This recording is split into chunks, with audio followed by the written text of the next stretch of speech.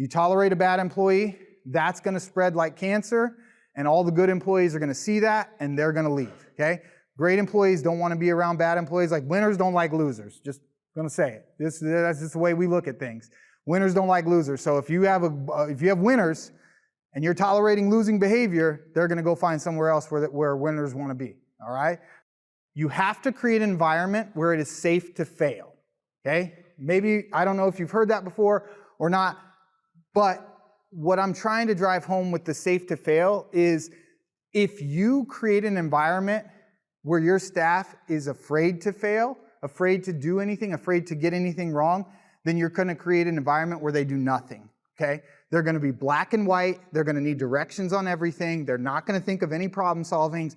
You're going to get calls after hours, midnight, weekends, and holidays because they don't feel like they have the autonomy to problem solve, okay? You should create boundaries. You should create ethical, moral, regulatory boundaries that say, hey, we can't do this. But outside of that, you have the freedom to solve problems, okay? Then you'll inspire innovation, okay? We, in the post-acute care setting, we are not a very innovative care setting, okay? Things stay the same for a long time. Things are sleepy. Things are boring. Things don't change, right? The only thing that changes is that we get less money, sicker patients, and more regulatory stuff, right? Like that's kind of the world we live in. But if we want to create innovation, you have to create an environment where people are not afraid to fail. But you have to create some forgiveness. You have to understand, you guys have to fully embrace that failure is feedback, okay? If you can embrace the fact that failure is not final, that when you make a mistake, when something happens, when you spill the water, it's not final. We can clean it up. So we try to promote compassionate accountability, okay? Because again, I think accountability has gotten a bad rap. People think that only like micromanagers use it and they're like, I'm going to hold people accountable.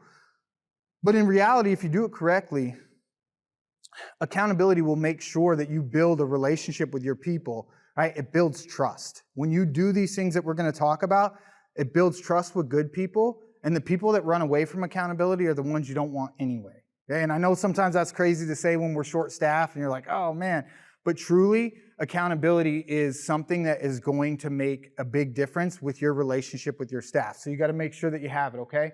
Where are we going with this information? And then as you listen, right, the most important thing about it is that you do something with the information that they give you. If you listen and you do nothing with what they provide you, then they're going to stop bringing you their problems. And the problems aren't going to go away. They're going to continue, and they're either not going to tell you anymore, so you're going to be less aware of what's going on, or they're going to find a leader that does.